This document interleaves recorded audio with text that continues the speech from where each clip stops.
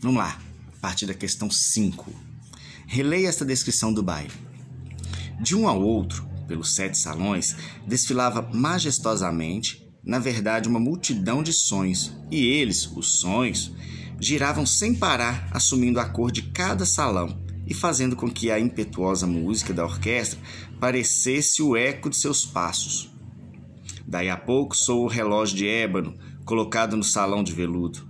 Então, por um momento, tudo se imobiliza e é tudo silêncio, menos a voz do relógio. Bem, ele era escandaloso, né? O relógio tocava bem alto. Interprete, o que eram os sonhos que desfilavam pelos salões?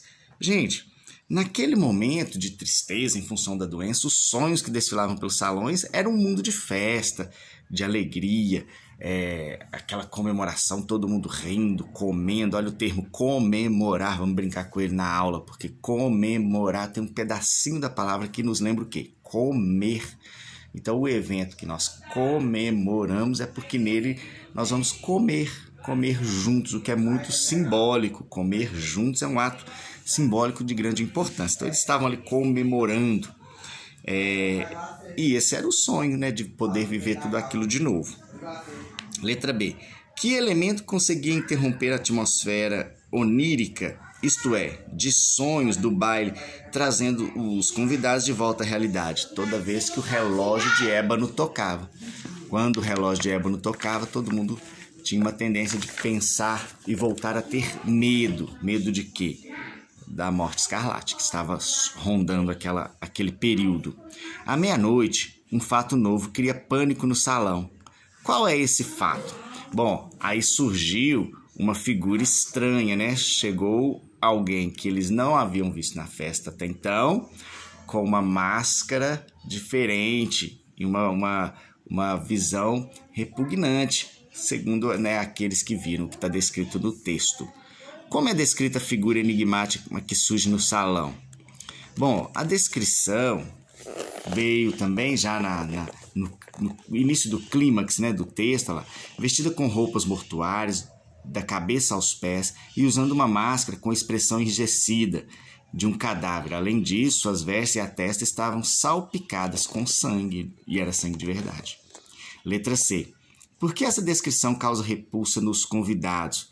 Porque essas características lembravam diretamente a morte escarlate. Então, como todo mundo estava morrendo de medo da morte escarlate, ir fantasiado de morte escarlate causou repulsa, né? Ninguém queria repulsar, né? Não querer por perto. Aos poucos, a narração vai acentuando cada vez mais a atmosfera misteriosa e enigmática que envolve as ações. Faça um levantamento.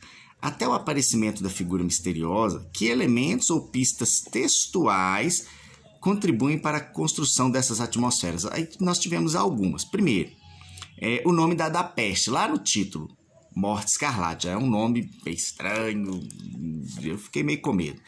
Outra questão, 7 salões. Gente, o número 7, nós falamos assim que é um número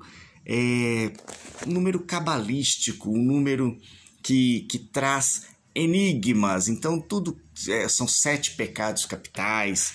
Essa tendência do número 7 é algo que nos preocupa.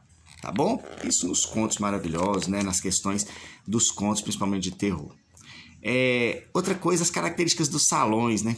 Com aquelas cores vibrantes, mas aí tinha um salão que era todo escuro, todo preto, e um ambiente escuro, a gente tem a tendência de ter mais medo que um ambiente que você tem mais visão sobre tudo. Vamos nessa. E a sensação, aquilo tudo causava desagradável. O fato de ser um baile de máscaras também, ninguém vai ver o rosto de ninguém. O rosto das pessoas nos traz paz, tranquilidade, né? Dá pra gente ver se a pessoa está sorrindo. A máscara já não dá. Vamos para número 8. Lá pede pra gente ler o box do Edgar Allan Poe, né? Pergunta quem é esse escritor. Então, um grande escritor norte-americano, nasceu em 1809 e foi embora em 1849. Eu até deixei um desafio para vocês. Falei, gente, por que se vivia tão pouco nesse período? E aí vocês ficaram de perguntar ao professor de ciências, de história, de ir buscando respostas para esse questionamento aí. Bom, e depois nos pediu para ir identificando no texto alguns elementos, ó. E nos explica, introdução é quando apresenta os personagens, o tempo, o espaço, é verdade, falava dos salões, das características do príncipe próspero e de tudo que estava acontecendo. Complicação na construção do texto é o desenvolvimento da ação, nela é apresentado o conflito, o problema a ser resolvido foi a chegada desse homem diferente, né, vestido de Morte Escarlate, e as ações que vão se desenvolvendo até chegar no clímax. Clímax é aquele ponto mais alto da história, quando acontece um fato que é o grande mistério da história acontecendo ali em si. Sabe o que foi o clímax da história que nós estamos conversando? É quando a Morte Escarlate e o príncipe eles se desafiam. Ali é o clímax, aí a gente não sabe o que vai acontecer. E o que acontece é o desfecho, é quando se resolve esse problema. Tá legal? Considerando essa estrutura, responda em relação ao conto A Máscara da Morte Escarlate. Letra A. Que parágrafo do texto constitui ou constituem a introdução? A introdução desse texto é só o primeiro parágrafo, ele é um parágrafo grande, mas traz todos esses detalhes, a apresentação dos personagens, do tempo, do espaço. Qual é o conflito ou problema que motiva? Bom, é o aparecimento da peste, o surgimento da Morte Escarlate, aquela doença que estava acabando com a população. É uma avassaladora. Então, ó, letra C. Que parte constitui o clímax? O momento em que o príncipe confronta com a Morte Escarlate, aquele confronto entre os dois. E letra D. Que parágrafo constitui o desfecho? Olha que legal, o último parágrafo, somente ele. Tá legal? Número 9, tá ficando longo, mas vai dar. Dos participantes da festa, o príncipe é o único que tem a coragem de afrontar o invasor que surge à meia-noite entre eles. O que o príncipe sente diante dessa figura? Por que, munindo de um punhal, ele tem o desejo de matar o estranho? Bom, primeiro momento que ele teve foi de medo, ele ficou com medo. Depois, ele teve a vontade de matar o invasor, porque primeiramente se sentiu agredido com a fantasia que ele utilizou, né? A máscara da Morte Escarlate que ele estava vestido. E também o estranho, né? O invasor, não quis obedecer. Ele mandou ele tirar a máscara e ele não obedeceu o príncipe. Nessa época, isso era algo gravíssimo, né? Eles não aceitavam. Letra B. O que acontece com o príncipe quando vai apunhalar o invasor? Bom, o príncipe caiu morto, né? Foi isso que aconteceu. Não tem como dizer diferente. Que revelação sobre a estranha figura ocorre nesse momento? A revelação de que né, qualquer... Não tinha ninguém. Quando tirou a fantasia, era um fantasma, não tinha ninguém. Então, todo mundo foi caindo morto ali. Nas cenas finais, o invasor está à sombra do relógio de ébano. Levando em conta a presença constante do relógio na história, incluindo a cena final, interprete. O que ela revela? Bom, é que o relógio ia marcando as horas. E as horas ali iam revelando, né, o fim. Porque quanto mais o tempo ia passando, mais as pessoas estavam se aproximando do fim.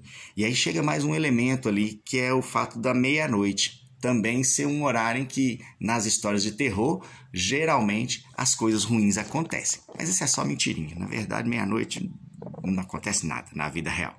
Vamos lá. Levante hipóteses. Essa é a letra E da número 9. Que explicação pode ser dada ao fato da cena acontecer no Salão Negro, de janelas vermelhos sangue? Bom, a sala negra representa a morte, e a cor vermelho, sangue, é a referência à Morte Escarlate. Então, aquele já era o ambiente escuro, onde as pessoas não se enxergam direito, porque é tudo escuro. Nas histórias de terror, normalmente esse fato acontece no ambiente mais escuro. Tá legal, turminha? A número 10 pede para reler um trecho aqui, mas aí a 10 e a 11 vou conversar com vocês na nossa aula mesmo, porque vale a pena o nosso debate. Muito obrigado, corrija o seu aí, um beijão para vocês, aproveite aí o restinho da sua tarde e até amanhã. Amanhã tem aula na sexta-feira, nós nos encontramos de novo. Grande abraço, 7º ano.